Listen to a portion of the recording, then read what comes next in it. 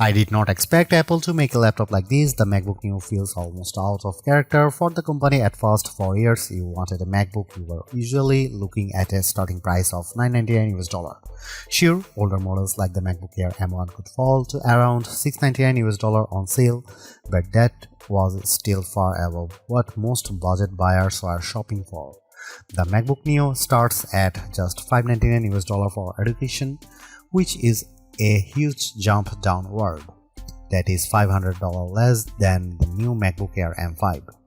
And yes, that price is low enough to set off warning alarms, but after testing the MacBook Neo, I think the surprise is not that it is cheap. The surprise is that it is actually good. In fact, it is the most balanced laptop I have used under $600 US, and it easily beats every Windows laptop I have tried in this class. It also leaves most Chromebooks behind. For $599 US, Apple gives you an aluminum body that feels solid and premium, a bright 500 nit display with rich color, and the A18 Pro chip, which is fast enough for everyday work, streaming, browsing, light productivity, and casual game.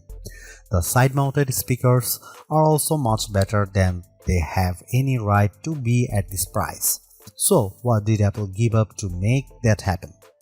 Where does this laptop fit in the wider market? And should you actually buy it? Let's get into the full MacBook Neo review. The MacBook Neo is one of the most interesting Apple products in a long time, and it launches at a time when value matters more than ever. Prices are rising across consumer electronics, memory is getting more expensive, global trade pressure is still affecting hardware costs, and people are simply more cautious with money than they used to be. Apple is usually treated as the company that sells premium gear, and that is mostly true. But that does not mean Apple cannot make good value products. The Mac Mini M4 is already a strong example of that. The MacBook Neo goes one step further by targeting the budget and mid-range laptop space directly. That is a market filled with Chromebooks and affordable Windows laptops, and Apple is now entering it with a product built entirely on its own rules. And that is the key point here. The MacBook Neo is cheaper, but it does not feel striped down in the usual way. You still get a beautiful aluminum laptop, now offered in 4 lively color options that make Apple's lineup feel more fun again. The display is another big win. It is a 13-inch Retina panel with 2408 by 1506 resolution, which is sharper than the 1080p screens that dominate this price range. The webcam is 1080p and looks clean for video calls, the speakers sound excellent, and the laptop runs the full version of macOS. That means you are not stuck in a limited or locked down environment. You can use the standard Mac apps just like you would on a more expensive Mac. The main compromise is memory. The base model has 8GB of unified memory, which is enough for everyday use, but it is not ideal for heavy multitasking. Even so, for standard schoolwork, browsing, office tasks, and light creative work, it performs well. The real story though is the price. At $599 US, the MacBook Neo is shockingly competitive.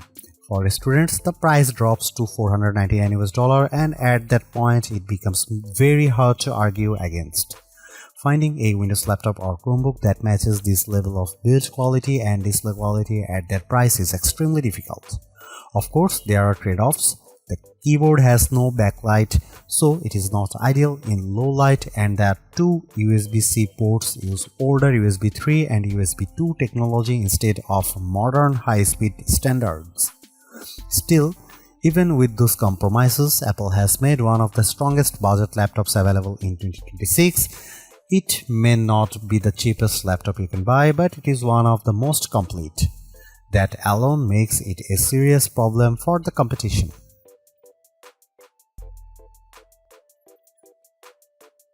Price is the headline feature here, and Apple clearly designed the MacBook Neo around it. The starting price is $599 US with an extra $100 off for education users. That puts it among the least expensive Macs Apple has ever made. The Mac Mini M4 may cost about the same, but it does not include a display, a keyboard, or mouse, so if you care about total cut out of the box value, the MacBook Neo is the better deal. The base configuration includes a 13-inch liquid retina display, 8GB of unified memory, and a 256GB SSD. Inside, you get Apple A18 Pro chip with a 6-core CPU and 5-core GPU. The A18 Pro originally launched in the iPhone 16 Pro in 2024, and using that chip is one of the main reasons Apple could keep the price this low. Hardware choices are limited, which is expected at this level. The only real upgrade is storage, when you can move from 256GB to 512GB for an extra $100. That is not a bad deal in today's market. The higher storage model also includes a Touch ID button on the keyboard, which gives you fingerprint login, Apple Pay support, and easier authentication. The base model does not include Touch ID. At this price, the MacBook Neo goes directly after low-cost favorites like the HP Chromebook Plus 15.6-inch and the Acer Aspire Go 15. That alone is notable because Apple almost never competes in this part of the market. But in build quality, materials, and overall presentation, the MacBook Neo is ahead of nearly everything in that group. It also changes the meaning of entry-level Mac.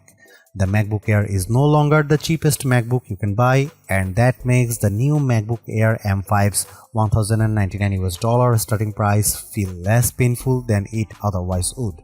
Still expensive, but a little more understandable. One more small but important note: in the UK and Europe, the MacBook Neo does not ship with a charger, only a USB-C cable. That is clearly part of a wider push to reduce e-waste. But it means some buyers will need to purchase a charger separately if they do not already have one. This is where Apple's usual strength shows up immediately. The MacBook Neo may be affordable, but it does not look or feel like a cheap laptop. That is one of the biggest reasons it stands out so much in this category. The aluminum construction gives it a firm, premium feel that most budget laptops simply cannot match. It also comes in 4 colors, which is a welcome change from the usual sea of grey and black notebooks. The review unit I had was the citrus version, which is a bright green shade that feels fresh without being loud in a bad way. Apple also showed the other colors at the launch event. Silver is the classic safe pick, blush gives you a soft pink tone, and indigo is a deeper blue. All of them look polished, not playful in a cheap way. The metal chassis does mean this laptop is not quite as light as some people might expect. It weighs 2.7 pounds or 1.23 kgs, which is the same as the MacBook Air. That is still portable, but for students carrying it around campus or kids moving between rooms, it is not invisible in a backpack. It is also a bit thicker than the Air. Apple has also colored the keyboard to match the body, which helps the whole design feel more unified. That is a small detail, but Apple does a good job with those little visual touches. One thing to know is that Touch ID is not included on the base model. If you buy the 512GB version, you get the fingerprint button on the keyboard.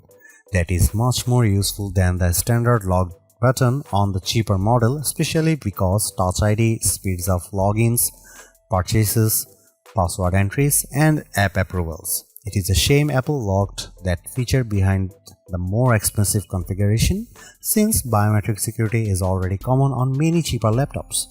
The keyboard itself is comfortable and familiar. It feels like a proper Magic Keyboard, which is good.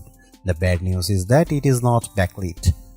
That is probably the clearest compromise Apple made to hit this price point, and it matters more than some people might think. In a dim classroom, a dorm room, or a late-night study session, the missing backlight becomes annoying fast. That may not be a deal breaker, but it is definitely something buyers should know. On the left side, you get 2 USB-C ports. These are also used for charging because there is no MagSafe 3 here. At first glance, the ports look the same, but they are not.